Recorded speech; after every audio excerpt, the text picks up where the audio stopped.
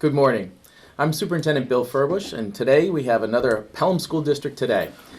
With us today, we have the fourth grade team from Pelham Elementary School who's going to be talking to us about departmentalizing, and we're going to answer what that question is and the great work that they've been doing this year and the feedback around what is departmentalizing, why are we doing it in fourth grade, and what has been the outcome of that and what are the feelings around that. So I'll let the team introduce themselves.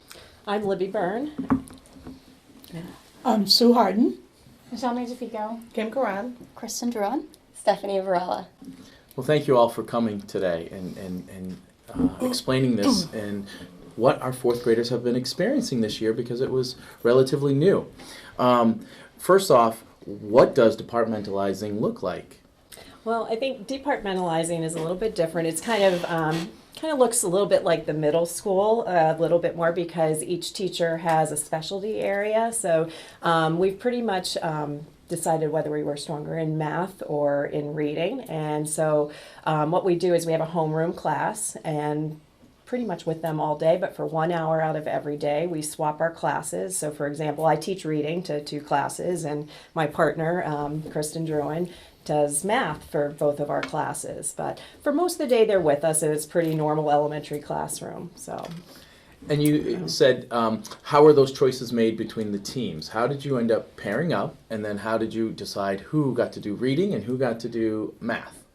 Well, I think we kind of looked at our strengths as far as what we felt we were strongest in as far as teaching. And we were lucky because we could split 3 and 3. There were definitely 3 of us that were stronger in reading and 3 that were stronger in math, I think. So that's kind of how we went. And I think logistically, like Kristen and I are across the hall from each other, so that worked out well for a swap, and we've worked well together in the past. And then I think the same thing worked for Michelle and Kim, and then Stephanie and Sue are downstairs, so we weren't going to be sending the kids up and down the stairs. Right. Yeah.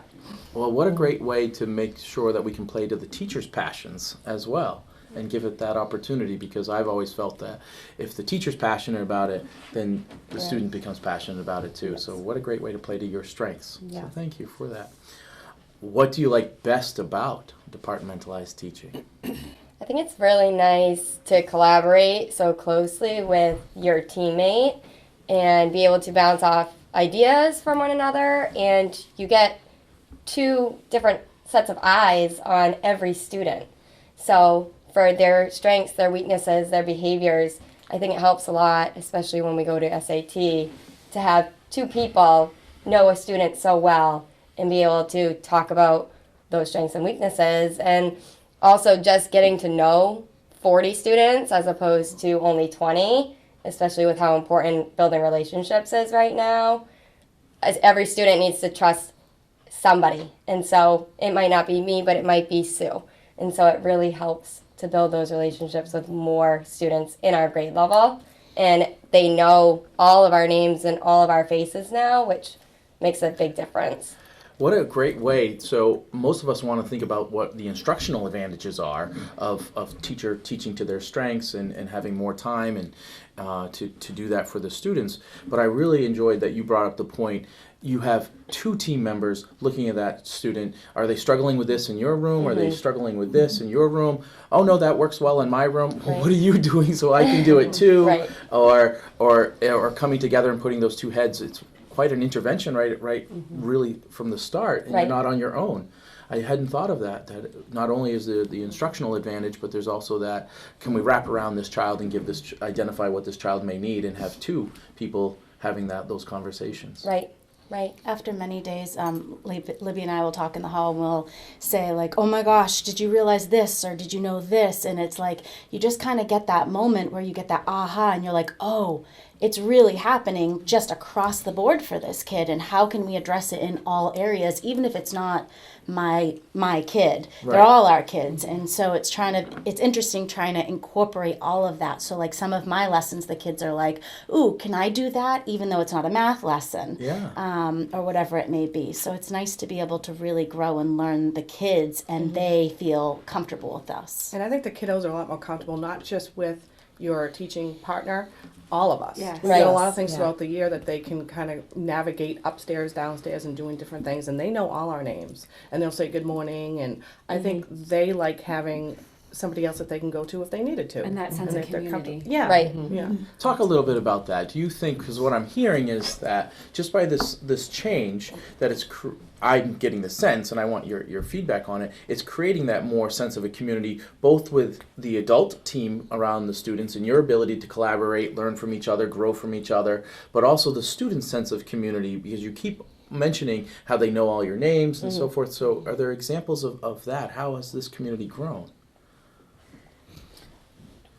Well, we've definitely done different activities throughout the year, and we've had the kids meet together more as groups, like when we've gone over things or if something important's come up and we really needed to sit and talk with the kids, or like at Christmas we wanted to do like a thing to give back to the community, so we collected like hats and mittens and things like that. And I think when they see all of us coming together for like a cause, they see how important it is. And then when we would follow up and do like, you know, holidays around the world, or we did our colonial day, like the kids are again mixing and they're having experiences coming to all of our classrooms. And it's just, I think it's been really great, because when we're having a hard time with a kiddo or whatnot, like we can bounce ideas off each other. Could be like, oh yeah, when he or she came to me during colonial day, I noticed they were having a hard time with this. Did you ever think about, you know, X, Y, and Z? And sometimes it's just having another person look at something that might be able to give you an idea that might make things more successful. What a great benefit of this. It can't all be great. What are some of the challenges around this change? What are some difficulties? I think we started with trying to craft a schedule that really needed to meet the needs of our curriculum. And I think that was the hardest part, is trying to find that 90 minutes for our reading block and that, 60 plus minutes for our math, plus have that time for social studies and science, because that's important too. We can't leave those out. So I think that was our biggest challenge right from the get-go, is trying to figure that out. And I know we're going to be looking at that again, because we want to, now that we've done it 1 year, now it's time to look at it after this year and say, how can we not fix, but improve on it? Yeah. So that's something that we're going to have to look at. Well, I would encourage that reflection on anything. There's nothing that comes out perfect, right? And so I really appreciate that you're going to say what worked, what didn't work, how can we improve upon this? I think those are great conversations to have. And I wonder, one of our major classes now is being taught in the afternoon, and we have one in the morning. Is there a difference between trying to get, math and reading are our core academic subjects. Is there a way that we could get both of those taught in the morning time? Do you know what I'm saying? And then our afternoon for more science, social studies, our Windblock, what could we do to change around our schedule so that we could get those core blocks in the morning when kids are most fresh? I wonder if that would make a difference, just in kind of thinking ahead. But it's worth looking at, right? You had success this year, and what can we tweak? And then after next year, you say, oh, that wasn't worth it, or it was worth it, and Right. we've noticed this, or whatever. So it's just great that you're thinking of that and trying to consider those things. Sometimes the challenge too comes with, we've been so used to having our own class and not worrying as much about time constraints. Correct. And so we are continually watching the clock to make sure that we're switching back on time. And in the beginning, it was really challenging. You to- lose some of that flexibility. Yeah, fit that reading lesson in within exactly an hour without going over. And Yeah. but Kristen reminds me, she'll come knock on my door. With all her students waiting to switch. It is nice, because some days we'll be like, okay, well, I really need some extra time. Can I borrow 10 more minutes, or can I do this? And we had to be flexible at certain things, like we've tried to do like during Windblock, like, well, I really need some of your kids. I really want to do a mini lesson. Can I grab those kids? And we've tried to do a little more fluid in the last couple weeks, and it's been amazing, because I have a group of kids being responsible coming to me saying, I need a new reteaching on simplifying fractions, and now I don't have just a small group. I've got a big chunk of my kids and her kids helping each other, working in groups to be able to say, okay, we all need this. It's sometimes we're like, oh, I want that kid, I want that kid. But Who gets it first? it's nice to just be able to try new things. And like we've also just switched, like I usually teach her class in the afternoon.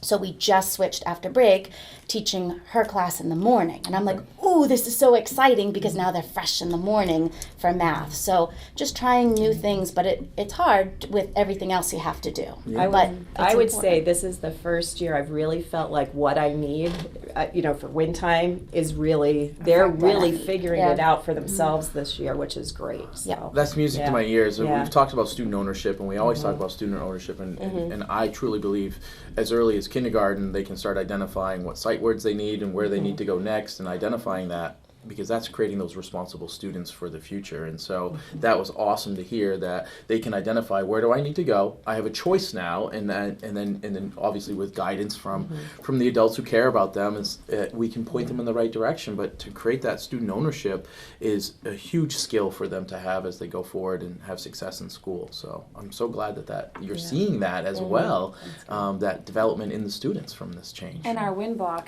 I think, has just been more effective in general. Like I have my kids on Monday and Wednesdays for Windblock, and I have an opportunity to have Kim's kids for the full time on Tuesdays and Thursdays. So that gives me huge. And then, like you said, we can flip kids back and forth. But on Friday, we try to give them like more choice, and let them pick what things that they really, really want to work on and improve. And we have the kids move fluidly between both of our classes. So I think that's been, like you said, it's been huge. Yeah. And it's the part kids. of preparing them as well, because we know as they go further that's going to be more and more their responsibility of You can where already they see a spend their huge time. improvement from the beginning of the year to Right. now in their Right. organizational skills. Yes. Really? What do I need to take next door? Make sure you have everything you need, and agenda books and papers and homework and everything that they need. They're They have getting to it make set sure up before they're even Right. ready to go to they the have it next set up thing. and ready to roll for when they go to the next class. I think that's always a goal, is to Right. prepare them for what's going to come. Yeah. So I really think that they realize that too as we're doing this. My students in particular don't use their desks at all. They keep nothing in their desks. So they have book bins, they have certain areas in class where their materials are, and it just keeps them that much more organized instead of just shoving all the paper in That's their right. I'm desk. always here. It's my spot. Yes, and they're so much more involved with where their materials are, and if they're being borrowed, are they being put back? And they're Right. just so much more responsible with all of their things. It's wonderful. As far as their Chromebooks, their folders, they each have whiteboards, and they know where they are at all times, which When makes you it. did this switch, and I'll get to the question how this came about and planning for it, did you anticipate these other benefits that you're talking about with organizational skills, student ownership, community development, the Windblock being more effective? I mean, the list is just getting longer and longer. Did you anticipate these other benefits when you started planning for this? I don't think we anticipated No. all of these I agree. benefits. Or- We did a lot of research ahead of time, and we looked at some other districts around the country, and we did a site visit to Nashua this year, and I think we saw some of the potential benefits, like organization and things, but to see it in action and to see all these added things, like the sense of responsibility coming out. My kids had their desks ready to go to your class on their desk Yeah. this morning. I had stepped out for a second to talk to another student, and there they are. I walk in, they're all ready. I didn't have to say a word. So, no, we didn't anticipate all of that. Especially not Yeah. happened so quickly. Yeah. You Yeah. know, that it really has happened in a short amount of time. Nice. Go into further depth. How did you get this idea? How did you plan for it? You started to allude to some of the preparations that you did. Go into more detail of how this came about. I taught middle school math for a long time, and that's always been my passion. And when I taught fifth grade for a long time, we had like a leveled, honors math class, and I really felt like I could challenge myself there and use some of those skills that I didn't have all the time. And we were all talking about what could we do to kind of change it up. And I'm like, I kind of wish I could teach math, a couple times a day, and other people are like, oh, I wish I could teach 2 things of reading a day. And I mean, I think we just kind of just started talking about what could we do to change it up. I know they're always encouraging us to try new things. And that's sort of where it started, I think so. It was really a lunchroom conversation. And it went from there. It just sort of snowballed, and we said, well, what about this? What about this? And we got the supportive admin, and then we took, I think, 2 of our workshop days, and we just sat and planned and researched and came up with a whole list of our own questions and a list of what we need resource-wise and the support we need. And, you know, thankfully we did have that admin support because we really did this on our own. It wasn't anything that was forced on us. It was something we wanted to do. Yeah. So, yeah, research, we watched videos, just You all kinds visited of another things. school, you said? Yes, we went to Nashua to see how they've been doing it, I think, for 7 years, and, you know, kind of have fine-tuned They things. also do it grades 3 through 5. Yeah. Right. So that was real, and we went to each of the grade levels to see how it worked at each grade level, Yeah. which was really interesting watching the younger kids do it. You know, and the teachers were just so positive and they loved it. So did you ask any of the teachers, I'm just so curious, given the opportunity, would they switch back? The only thing that I remember them saying is that from a professional development standpoint, and the way things change, they needed more professional development in the subject they weren't teaching anymore, Okay. because they felt like their skills were rusty. So the one of the teachers who taught math, he very clearly said, I really need to go back and get some reading professional development in case I ever have to teach that again as part of a full day. So that was the one thing I remember them saying. And I do miss teaching reading. Like I do too. they get to certain parts of the year, and I'm like, oh, but I wanna. I miss that I time. miss that. Yeah. I think that's why we all went into elementary teaching too. Right. In the first, because we love all the subjects and Yeah. we love Right. that age group. So we do miss the other subject area, but it's given us that time to really focus in depth on our one subject area. So. that's Well, I nice. appreciate your Yeah. thoughtful planning of it, that transition. It seems like that's laying the groundwork for that success. And the teacher initiatives, when appropriate to our greater picture, clearly you got support, and we're so glad that it was found successful. I'm sorry that you're missing pieces of certain units or things that you've done, but talk to me about the student impact. We do all this for students, right? We have students at heart. What do you think are the gains from the student perspective of this transition that we've just went through? I think there are lots of gains. I think they're exposed to 2 or more instructional styles. Different teachers, you know, what works in Miss Druin's class may not work in my class, but you know, they might find a connection with one of the teachers more than the other. But they've got 2 teachers looking out for them at all times and their best interests at heart. And I think that's important to know. You know, we've seen it on days when we've been absent too. You know, you have a student in crisis or in need of something, and I'm not in there, Ms. Druin's right there to snap in and help them out. And I think the social emotional impact is really great. So. It also built. Libby, you also to speak to it. They also need natural breaks during the day too. That's what it is, Kids yeah. physically need to get up and move, and you know, a lot of IEPs say that, a lot of 504 plans say that, and this is something that we're doing for all the kids. You know, they have that opportunity to get up and move. You know, and we've been talking a lot about UDL in our school, and this lends right into it because you're giving them choices, you're giving them options, they're getting up, they're moving, we're being flexible. You know, like we're kind of modeling that for them at the same time. So I think that's been another piece that's really helped the kids. I think it does really prepare them for middle school in their future, because it was hard for them at the beginning of the year, I would say, to respect Sue and I both in the same way as their teacher. They have to follow the expectations. And at the beginning, it was kind of like, oh, this is my hour break time. And what can I get away with? And it shows them, no, hey, you have multiple adults that you have expectations and you need to follow them and show what you're capable of in class and use that time as you would in your homeroom class. And they really have started to develop that sense of, I need to be responsible in my homeroom and I need to be responsible for myself in my reading or math class as well. I think if you went and asked the students, they would say that they really like the schedule. I've had conversations with my class, and they ask me why they've never done this before, and will they be able to continue doing it next year. They enjoy having, you know, just that afternoon where they're switching to another class to see another teacher for the hour, and to they know who to go to when they're having their math problems. They really do like this schedule. I think it's you also really get to personalize their learning because at the beginning of the year it was really hard to get, like I feel for the middle school and the high school because getting to know all those students, like 40 students, we were like, how are we going to do this? But every time we got information, we'd share it back and forth, so it's like even just this morning, there was one of Libby's students, and it's like I just had a simple conversation, and then I pulled Libby and I'm like, hey, just so you know, and then we kind of just were able to work with each other so that our day is prepared. Just having that, because that student's day is going to need to be changed a little. So, and like Libby said, if one of us isn't here, we're able to know, we know Stephanie's students, we can help each other out because we've been able to communicate a lot and say, what does this student need and how can we help them? And two set of eyes on the students is really a big deal.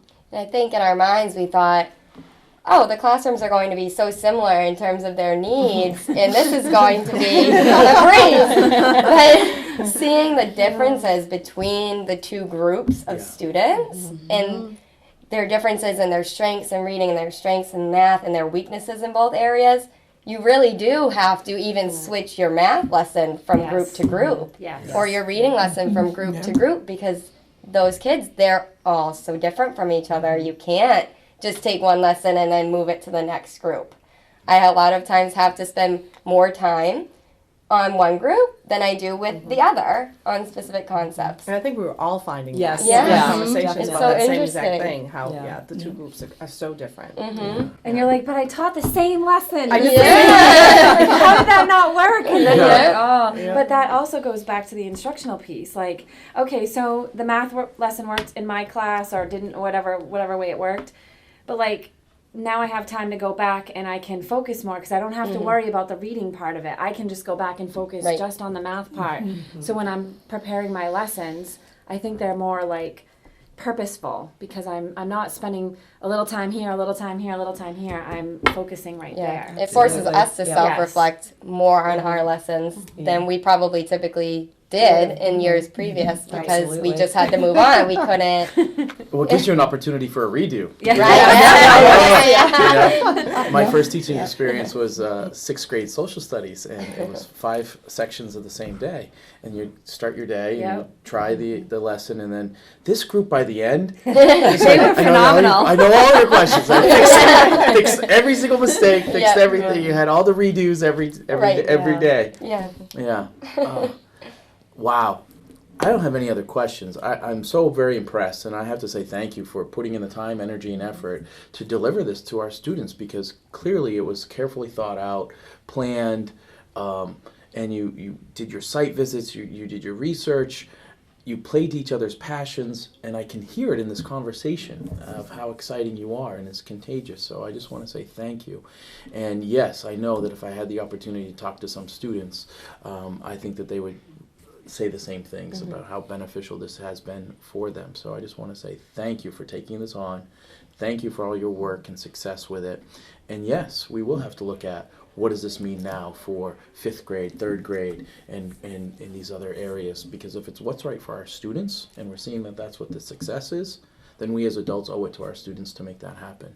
So I just want to say thank you for all your time, energy, and efforts. Any last comments that you want to share that you didn't have an opportunity to? I think just thank you for allowing us to explore and have that freedom to try something new. And so thank you. And our administration Yeah, at and the administration elementary school, too, yeah, because they put some faith into us Absolutely. Yeah. to be able to deliver this. Excellent. Well, thank you.